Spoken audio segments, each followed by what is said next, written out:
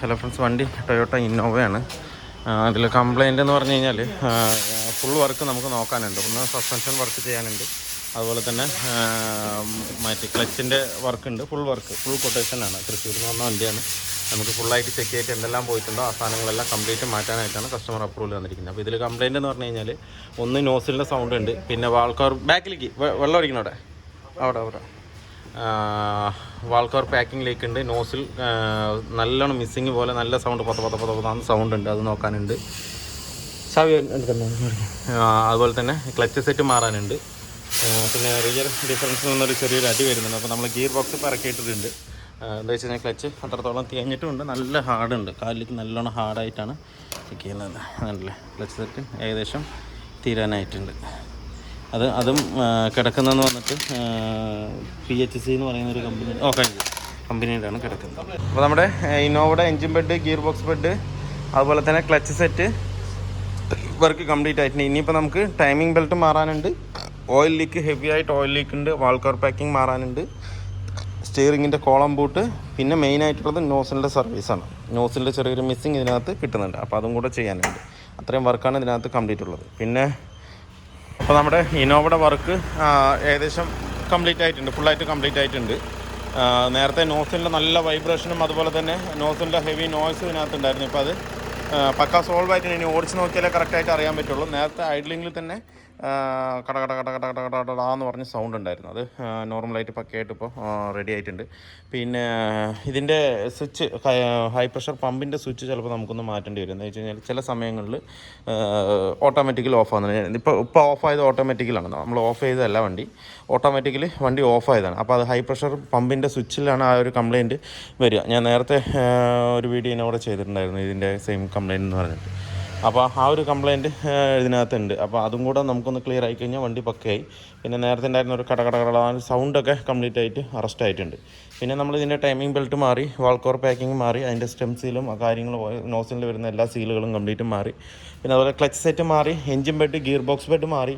അതുപോലെ തന്നെ steering column boot നല്ലോണം ക്രാക്ക് ഉണ്ടായിരുന്നു, അത് നമ്മൾ ഇതിനകത്ത് മാറിയിട്ടുണ്ട്. Major service, diesel filter, oil filter, air filter, AC filter, പറഞ്ഞമാതിരി എല്ലാ സാധനവും ഇതിനകത്ത് നമ്മൾ മാറിയിട്ടുണ്ട്. എല്ലാം നമ്മൾ ഒറിജിനൽ പാർട്സ് തന്നെയാണ് ഇതിനകത്ത് ഇട്ടിരിക്കുന്നത്. ഇനിയിപ്പോൾ മറ്റേ എൻജിൻ ബെഡ് ആയാലും, ഗിയർ ബോക്സ് ബെഡ് ആയാലും, പിന്നെ നമ്മുടെ സ്റ്റിയറിംഗ് കോളം ബൂട്ടായാലും,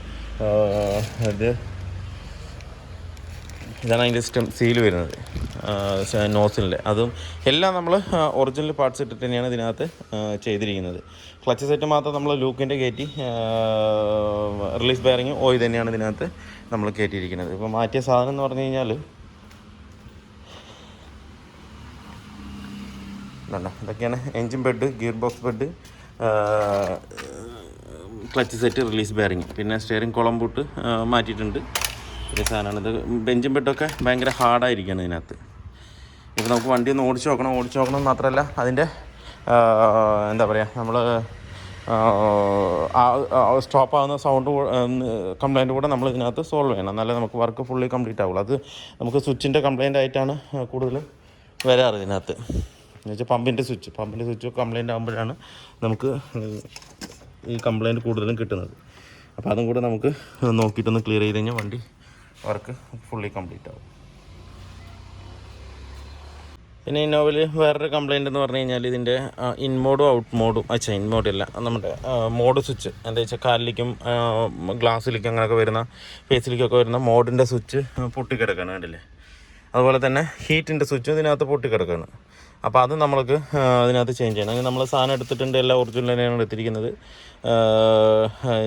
ഇത് ഹീറ്റിൻ്റെയാണ്, ഇപ്പുറത്തെയാണ് വരുന്നത്. അത് മോഡ് എന്ന് പറഞ്ഞിട്ട് വേറൊരു സ്വിച്ച് അതിനകത്ത് വരും, കണ്ടില്ലേ. ഇതാണ് സാധനം. അതിൻ്റെ പാക്കിങ് തന്നെ കണ്ടില്ലേ, രണ്ടും ഇത് സിംഗിളായിട്ട് വരിക. അതിനെ കറക്റ്റ് പാക്കിംഗ് ആയിട്ട് അമർത്തി വെച്ചിരിക്കുകയാണ് ഇതിനകത്ത് കാണിച്ചാൽ. ഇതിപ്പോൾ ഇങ്ങനെയാണ് വന്നിരിക്കുന്നത്, ഇങ്ങനെയാണ് നമുക്ക് സെറ്റ് ചെയ്യേണ്ടത്, മനസ്സിലായി. അതിന് പാക്കിങ് തന്നെ കറക്റ്റായിട്ട് സെറ്റാക്കിയിട്ടാണ് ഇതിനകത്ത് വന്നിരിക്കുന്നത്. ഇപ്പോൾ നമുക്കിത് അഴിച്ചിട്ട് അതിൻ്റെ ഇത് മാറ്റി കൊടുക്കാം. അപ്പോൾ ഇതേ കംപ്ലയിൻറ്റ് നമുക്ക് വേറൊരു ഇന്നോവയ്ക്കും കൂടെ ഉണ്ട്. അപ്പോൾ ഞാൻ 2 സെറ്റ് എടുത്തിട്ടുണ്ട്. ഇത്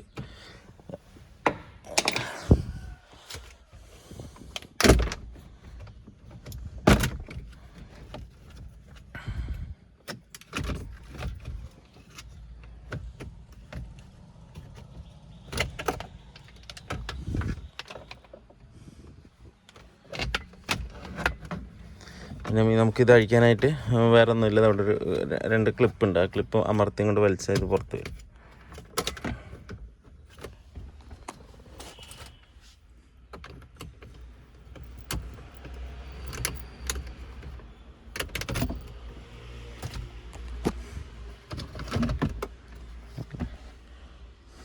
ഇത്രേ ഉള്ളൂ.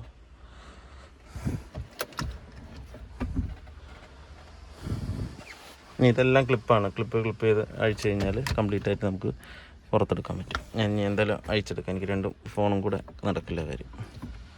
അപ്പോൾ നമ്മൾ പമ്പിൻ്റെ സ്വിച്ച് മാറ്റിയിട്ടുണ്ട്. ഈ സ്വിച്ചാണ് കംപ്ലൈൻ്റ് ആയത്. സ്വിച്ച് മാറ്റിയിട്ടുണ്ട്. ഇപ്പോൾ ഏകദേശം 2 മിനിറ്റായി റണ്ണിങ്ങിൽ വണ്ടി ഓഫ് ആവില്ലെന്നില്ല. നേരത്തെ എന്ന് പറഞ്ഞാൽ സ്റ്റാർട്ട് ചെയ്താൽ അപ്പോൾ തന്നെ വണ്ടി ഓഫാവും.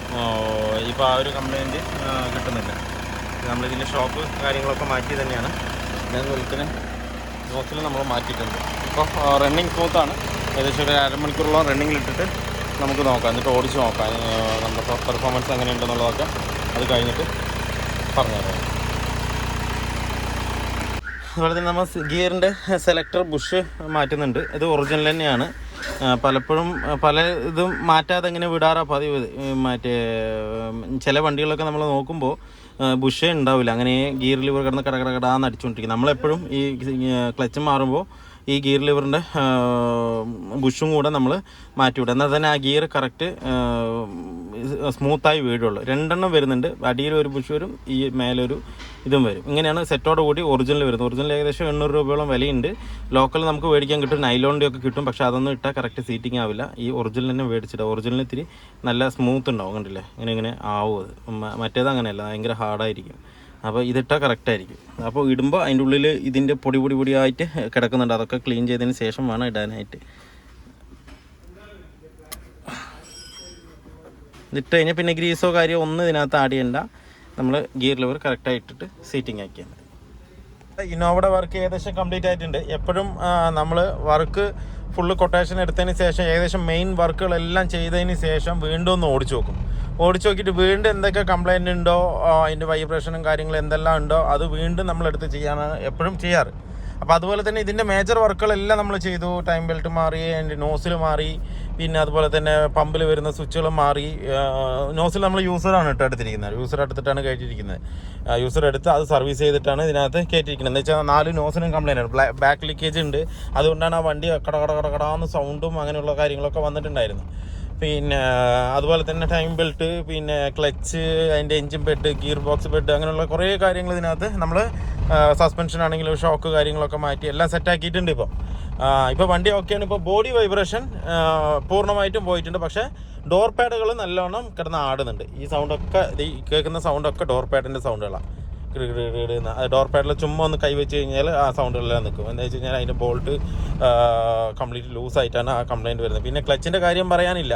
ക്ലച്ച് എന്ന് പറഞ്ഞു കഴിഞ്ഞാൽ കസ്റ്റമർക്ക് ഓടിച്ച് അനുഭവിച്ചാൽ അതിൻ്റെ സുഖം എന്താണെന്നുള്ള മനസ്സിലാവുള്ളൂ. എന്ന് വെച്ചാൽ ചവിട്ടി കഴിഞ്ഞ് കഴിഞ്ഞാൽ ഫ്രീ ആയിട്ട് പച്ചവെള്ളത്തിൽ ചവിട്ടുന്നത് പോലെ അങ്ങനെ അങ്ങ് പോവാം. എന്താ വെച്ചാൽ ലൂക്കിൻ്റെ ക്ലച്ചാണ് ഇതിന് കറക്റ്റ് സെറ്റ്.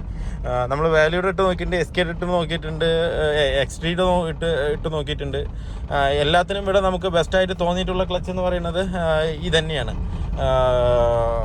മറ്റേ എന്താ പറയുക, ലൂക്കിൻ്റെ തന്നെയാണ്. അപ്പോൾ ആ ക്ലച്ച് തന്നെയാണ് നമ്മൾ ഇതിനകത്ത് കയറ്റിയിട്ടുള്ളത്. അപ്പോൾ ബോഡി മറ്റുള്ള വൈബ്രേഷൻ പോയിട്ടുണ്ട്. പക്ഷേ ഡോർ പാഡുകളുടെ സ്ക്രൂവിൻ്റെ ലൂസ് കൊണ്ടുള്ള ഒരു വൈബ്രേഷൻ അതിനകത്തുണ്ട്. അതൊക്കെ നമുക്ക് ഇനി ചെയ്യണം. ഇനി രണ്ടാമത് ഇനിയിപ്പോൾ ഒന്നുകൂടെ കയറ്റിയിട്ട് ബാക്കി body vibration, seat insulation, seat tight, അങ്ങനെയുള്ള കാര്യങ്ങളൊക്കെ വരുമ്പോൾ വീണ്ടും ഞാൻ ഒന്നുകൂടെ ഓടിച്ച് കാണിച്ചു തരാം. പക്കയായിരിക്കും. ബാക്കി ബോഡി സൗണ്ടുകളൊക്കെ പക്കയായിരിക്കും. ഇന്നോവയുടെ വർക്ക് ഫുള്ളി കംപ്ലീറ്റ് ആയിട്ടുണ്ട്. ഇനിയിപ്പോൾ സ്റ്റിയറിംഗ് വീലൊന്ന് അലൈൻ ചെയ്യാനുണ്ട്, അത്രേ ഉള്ളൂ. ബാക്കി complete interior work, water wash complete വർക്കും കഴിഞ്ഞിട്ടുണ്ട്. അതുപോലെ ഡോർ പാഡിന് ചെറിയ സൗണ്ടൊക്കെ ഞാൻ നേരത്തെ പറഞ്ഞില്ലേ, ലെഫ്റ്റ് സൈഡ് ഡോറിന്ന് ചെറിയൊരു സൗണ്ട് ഉണ്ടായിരുന്നു. അതുപോലെ ബാക്കിൽ നിന്ന് ചെറിയൊരു സൗണ്ട് ഉണ്ട്. എല്ലാ സൗണ്ടും പക്ക ക്ലിയറായി. എൻജിൻ പക്ക സ്മൂത്ത് പറഞ്ഞാൽ പക്ക സ്മൂത്ത് ആയിട്ടുണ്ട്. നേരത്തെ എന്ന് പറഞ്ഞു കഴിഞ്ഞാൽ നമ്മുടെ എന്താ പറയുക, അത്യാവശ്യം നല്ല സൗണ്ടായിരുന്നു. കുടു എന്ന് സൗണ്ട് വന്നുകൊണ്ടിരിക്കുകയായിരുന്നു. ഇപ്പോൾ അത് കംപ്ലീറ്റ്ലി സോൾവ് ആയിട്ടുണ്ട്, നീറ്റായിട്ടുണ്ട്. ഇപ്പോൾ നമുക്ക് വണ്ടി ഇന്നോവയുടെ എങ്ങനെയാണോ ജെന്യൂനിറ്റി, എങ്ങനെയാണോ സൗണ്ട് വരുന്നത്, അതേ സൗണ്ടിലാണ് ഇപ്പോൾ വണ്ടി റൺ ആയിക്കൊണ്ടിരിക്കുന്നത്. ഒരു ചെറിയൊരു നമ്മൾ ഓടിച്ച് നോക്കുമ്പോൾ ചെറിയൊരു കിണിങ്ങിണി ചെറുതായിട്ട് ഒരു മൈന്യൂട്ട് എന്ന് പറഞ്ഞാൽ ഒരു 100-ൽ 5% മാത്രം ചെറിയൊരു സൗണ്ട് വരുന്നു. അത് റണ്ണിങ് ആയാൽ മാത്രമേ പോകുള്ളൂ. എന്താ വെച്ചാൽ നമ്മൾ നോസിലൊക്കെ കംപ്ലീറ്റ് സർവീസ് ചെയ്തിട്ടത് കൊണ്ട് അന്ന് സെറ്റ് ആവാൻ വേണ്ടിയിട്ട് ഒരു ചെറിയൊരു ഇത് എന്താ വെച്ച് കഴിഞ്ഞാൽ ഒരു 500-1000 കിലോമീറ്റർ ഓടുമ്പോഴത്തേക്കും ആ സൗണ്ടും പോയി വണ്ടി പക്ക സ്മൂത്തായിട്ടിരിക്കും. ഒരു വേറൊരു കച്ചറ സൗണ്ടോ കാര്യങ്ങളോ ഒന്നുമില്ല. അതുപോലെ തന്നെ നമ്മൾ ക്ലച്ച് കാര്യങ്ങളെല്ലാം മാറിയതുകൊണ്ട് വണ്ടി നമുക്ക് ഓടിക്കാൻ തന്നെ ഒരു ഫ്രഷ്നെസ് നല്ലോണം ഫീൽ ചെയ്യുന്നുണ്ട്. വേറെ ഡാഷ്ബോർഡ് സൗണ്ടോ ഡോർ പാഡ് സൗണ്ടോ ഒന്നും തന്നെ സീറ്റും കാര്യങ്ങളെല്ലാം നമ്മൾ ടൈറ്റ് ചെയ്ത് ഡോർ പാഡുകൾ കംപ്ലീറ്റ് ഇൻസുലേഷൻ ചെയ്തപ്പോൾ വണ്ടി ആ ഒരു ജെന്യൂനിറ്റി കംപ്ലീറ്റ് ആയിട്ട് വന്നിട്ടുണ്ട്. ഇനിയിപ്പോൾ വീൽ അലൈൻമെൻറ്റ് മാത്രം ചെയ്യണം. വീൽ അലൈൻമെൻറ്റ് ചെയ്തിട്ട് അങ്ങനെ കസ്റ്റമർക്ക് ഡെലിവറി ചെയ്യണം. വേറെ കംപ്ലയിൻറ്റോ കാര്യങ്ങളോ നമ്മൾ ഒന്നുപോലെ ഒരു 100 വട്ടം ഓടിച്ചിട്ട് തന്നെ വണ്ടി എന്തായാലും കസ്റ്റമർക്ക് കൊടുക്കുള്ളൂ. എന്ന് വെച്ച് കഴിഞ്ഞാൽ ഇതൊക്കെ ലോങ്ങിൽ നിന്ന് വരുന്ന വണ്ടികളാണ്. പരമാവധി മാക്സിമം നമ്മൾ ശ്രദ്ധിച്ചിട്ടേ കൊടുക്കുള്ളൂ. എന്ത് വർക്കാണെന്നുണ്ടെങ്കിലും പക്കയായിട്ട് നോക്കിയിട്ട് അത് ക്ലിയർ ചെയ്തിട്ടേ കൊടുക്കുള്ളൂ. ഇപ്പോൾ ചെറിയൊരു വൈബ്രേഷൻ വരുന്ന സീറ്റിൻ്റെ ആ ഒരു ഹോൾഡറിൻ്റെ ചെറിയൊരു സൗണ്ട് ഉണ്ട്. അത് എന്തായാലും നോർമലായിട്ട് ഉണ്ടാകും, കുഴപ്പമില്ല. പക്ഷെ വന്നതിനോട് എത്രയോ ബെറ്ററായിട്ട് വ്യത്യാസമുണ്ട്. വണ്ടിക്ക് നല്ല സൗണ്ട് വ്യത്യാസമുണ്ട്, നല്ല സ്മൂത്തും ഉണ്ട് വണ്ടി ഇപ്പോൾ ഓടിക്കാനായിട്ട്. അത് കസ്റ്റമർ ഓടിച്ചാൽ തന്നെ കസ്റ്റമർക്ക് പക്കയായിട്ട് അറിയാൻ പറ്റും. അപ്പോൾ വീഡിയോ എല്ലാവർക്കും ഇഷ്ടമായിരുന്നു ലൈക്ക് ചെയ്യുക, ഷെയർ ചെയ്യുക, അതുപോലെ തന്നെ സബ്സ്ക്രൈബ് ചെയ്യാതെയാണ് വീഡിയോ കാണുന്നതെങ്കിലും സബ്സ്ക്രൈബ് ചെയ്ത് സപ്പോർട്ട് ചെയ്യുക. അപ്പോൾ മറ്റൊരു വീഡിയോയിലേക്ക് കാണുന്നവരെല്ലാവർക്കും